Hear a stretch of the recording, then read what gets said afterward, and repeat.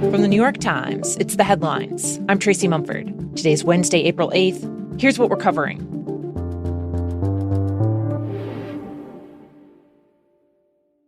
At 8:06 a.m. yesterday morning, President Trump issued an apocalyptic threat to Iran, saying he was prepared to order widespread attacks against civilian infrastructure and that a whole civilization will die.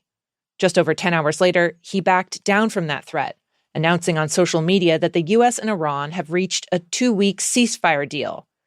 The idea is that negotiators will spend that time trying to finalize a permanent peace agreement. The breakthrough came after a frantic diplomatic effort by Pakistan, which had been urging Trump not to carry out the devastating attacks, and pushing Iran to accept the proposal, which Pakistan had drafted. Under the terms of the deal, Iran will let ships carrying oil, gas, and other goods through the Strait of Hormuz. During those 2 weeks, all fighting is supposed to stop. Though, as of this morning, there have been a number of strikes reported across the Persian Gulf, raising questions about whether news of the deal has reached all corners of Iran's decentralized military. Israel, which has been carrying out strikes on Iran alongside the U.S., said it also supports the agreement, but explicitly noted that the ceasefire doesn't apply to Lebanon, where it has been attacking the Iran-backed Hezbollah militia and trying to seize territory. When it comes to Trump, who called yesterday, quote, a big day for world peace, the whole head-spinning situation appears to be the latest example of a kind of playbook that he has come to rely on, of making increasingly drastic threats before securing some kind of deal that he can claim as a victory. If this ceasefire essentially becomes permanent with no change, then the White House will have accomplished virtually none of its major goals. Times White House correspondent David Sanger says that while the war has dealt crushing blows to Iran's leadership and military, the major points of tension between Iran and the U.S. remain. The country is still run by a military and theocratic group of elites who have terrorized their own population. They still have their nuclear material. They still have missile supplies and drones. And most importantly, I think, they still have a sense that they were able to stand up to the United States and Israel and resist against a much larger invading force. David has more on the last-minute ceasefire on today's episode of The Daily.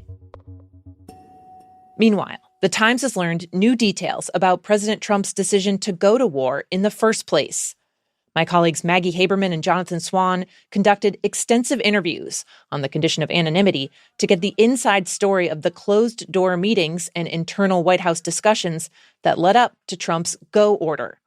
They found 3 key things. First, there was a crucial meeting with Israeli Prime Minister Benjamin Netanyahu in February. Netanyahu flew to Washington and sat down with Trump and his team in the Situation Room at the White House, and he pitched Trump on war. He laid out what he portrayed as a near-certain plan for victory. The whole thing would take a couple weeks, retaliation would be minimal, and the Strait of Hormuz would stay open. Netanyahu and his team said that Mossad, Israel's intelligence agency, would also spark an uprising inside Iran as a final blow to take down the regime. Sounds good to me, Trump said. The next step was for U.S. analysts to assess the plan Israel had presented, which they scrambled to do overnight. They reported back that parts of the pitch were achievable. They could kill the supreme leader and cripple Iran's ability to threaten neighboring countries. But other parts, like sparking an uprising and crushing the regime entirely, were farcical, as the CIA director put it. Or, as Secretary of State Marco Rubio said, quote, it's bullshit. Lastly, the president had to make a decision, and my colleagues found that he was basically operating in an echo chamber with not a lot of pushback. Trump was riding high off the quick operation in Venezuela, thinking Iran would go the same. And Defense Secretary Pete Hegseth was for it, saying, we're going to have to take care of the Iranians eventually, so we might as well do it now. The chairman of the Joint Chiefs of Staff, General Dan Kane, persistently flagged risks, but also repeatedly said it wasn't his job to tell the president what to do. In Trump's inner circle, Vice President J.D. Vance was the only one to make a forceful case against the war, though he ultimately told Trump, you know I think this is a bad idea, but if you want to do it, I'll support you.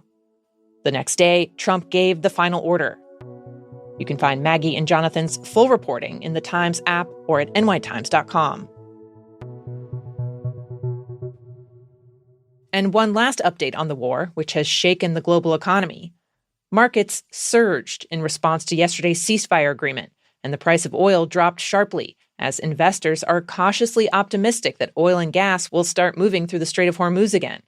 Still, gas prices and jet fuel costs are unlikely to return to pre-war levels anytime soon, since at least 10% of the world's oil supply has been cut off, and it will take time to reopen shuttered wells and repair damaged refineries in the Persian Gulf.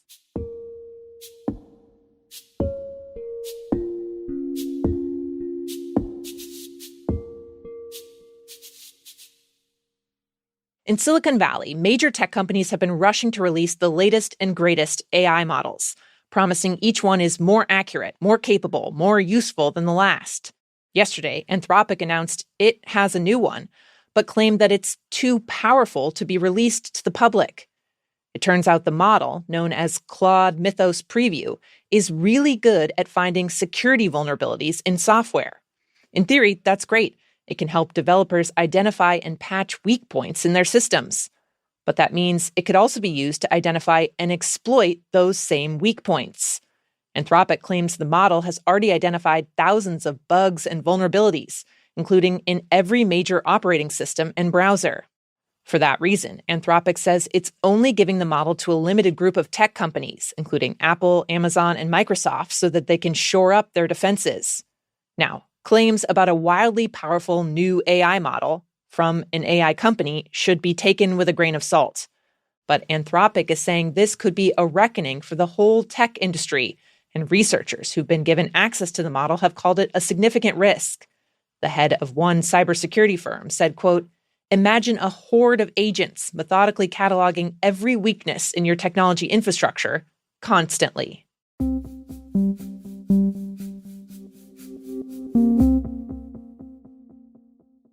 And finally, 20 years ago, California farmers took a big bet on pistachios, planting acres and acres of the little green nuts. It was considered a niche product back then.